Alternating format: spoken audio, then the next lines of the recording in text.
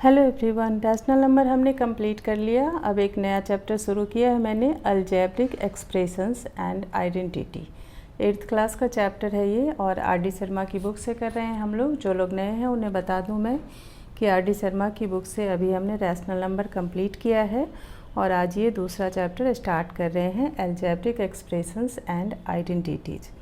आपने पहले भी ये चैप्टर कर रखा है 7th क्लास में और अभी 8th क्लास में थोड़ा डिटेल में करना है। तो कुछ चीज़ें हैं जो आपने पहले पढ़ रखा है जिसको मैं रिव्यू करवा दूं एक बार।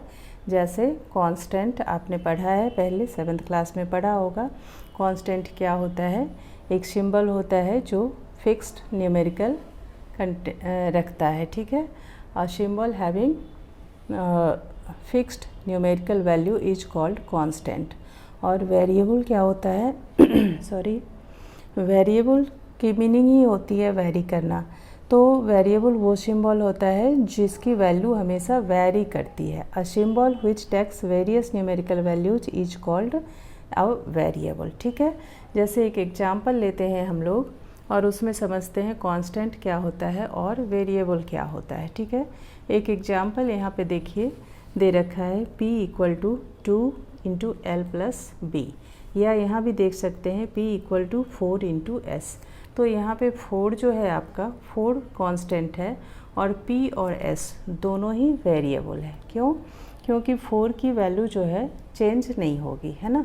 अगर s की वैल्यू 2 हो, 3 हो, फिर भी 4 की वैल्यू 4 ही रहेगी।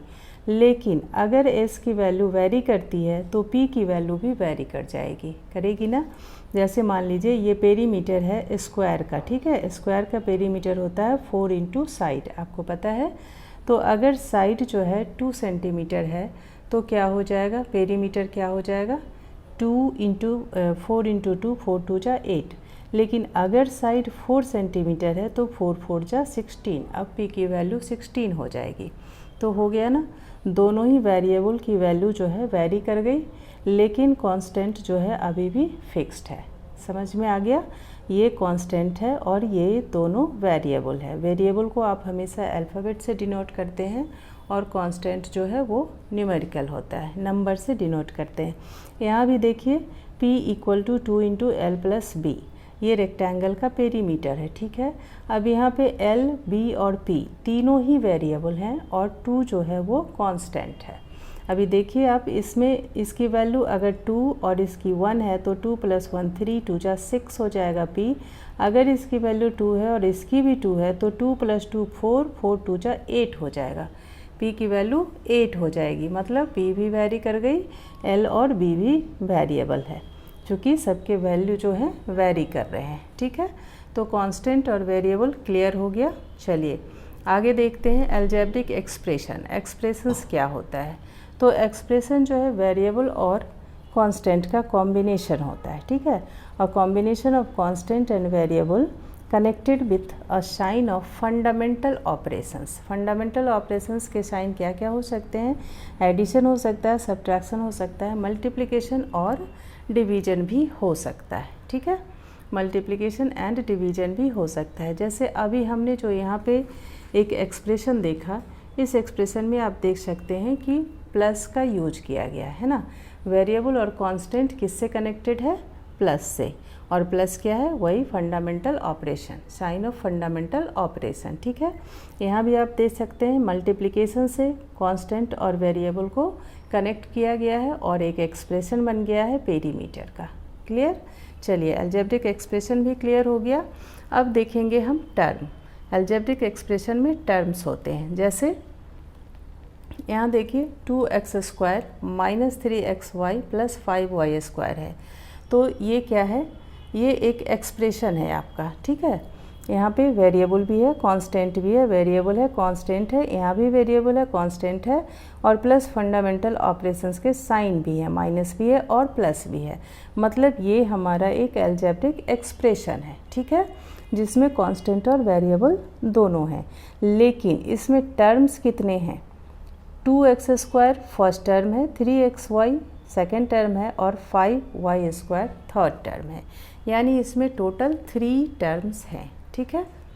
तो ये आपको समझना है कि एक्सप्रेशन में टर्म्स क्या होते हैं। एक्सप्रेशन में टर्म्स वो होते हैं जिसको आप फंडामेंटल साइंस से सेपरेट करते हैं, ठीक है।